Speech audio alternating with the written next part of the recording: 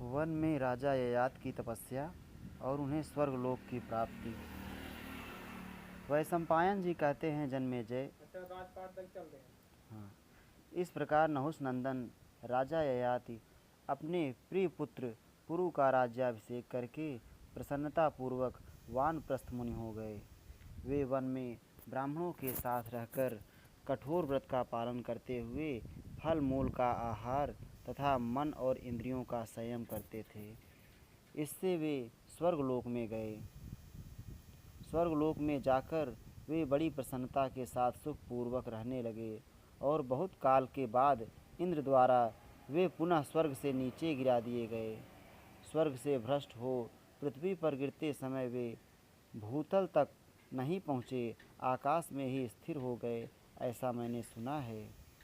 फिर यह भी सुनने में आया है कि वे पराक्रमी राजा ययाति मुनि समाज में राजा वसुमान, अष्टक, प्रतर्दन और शिव से मिलकर पुनः वहीं से साध पुरुषों के संग के प्रभाव से स्वर्गलोक में चले गए।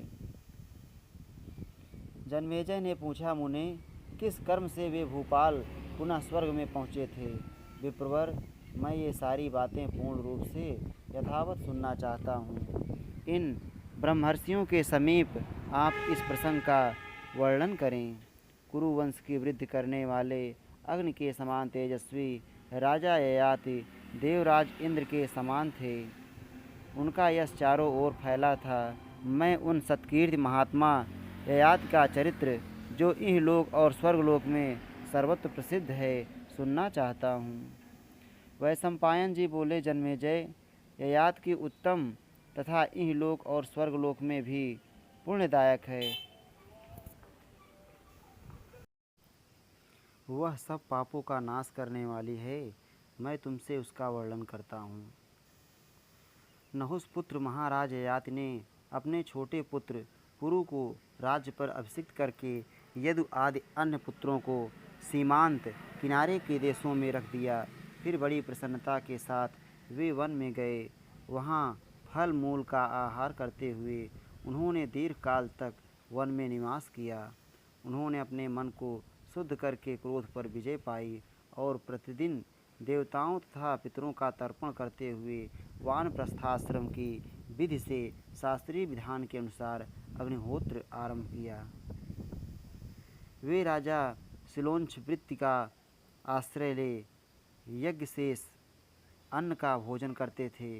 भोजन से पूर्व वन में उपलब्ध होने वाले फल मूल आदि हविष्य के द्वारा अतिथियों का आदर सत्कार करते थे। राजा को इसी वृत्ति से रहते हुए पूरे 1000 वर्ष बीत गए। उन्होंने मन और वाणी पर संयम करके 30 वर्षों तक केवल जल का आहार किया। तत्पश्चात वे आलस्य रहित हो 1 वर्ष तक केवल वायु पीकर रहे। फिर 1 वर्ष तक 5 अग्नियों के बीच में बैठकर तपस्या की। इसके बाद 6 महीनों तक हवा पीकर वे एक पैर से खड़े रहे। तदनंतर पुण्य कीर्ति महाराज ययाति पृथ्वी और आकाश में अपना यश फैलाकर स्वर्गलोक में चले गए। इस श्री महाभारते आदि पर्वणि संभव पर्वणि उत्तरयायाते खड्गशीतितमो अध्याय। इस प्रकार श्री महाभारत आदि पर्व के अंतर्गत संभव पर्व में उत्तरयायात विषयक 86वां अध्याय पूरा हुआ। राधा वल्लभ लाल की जय।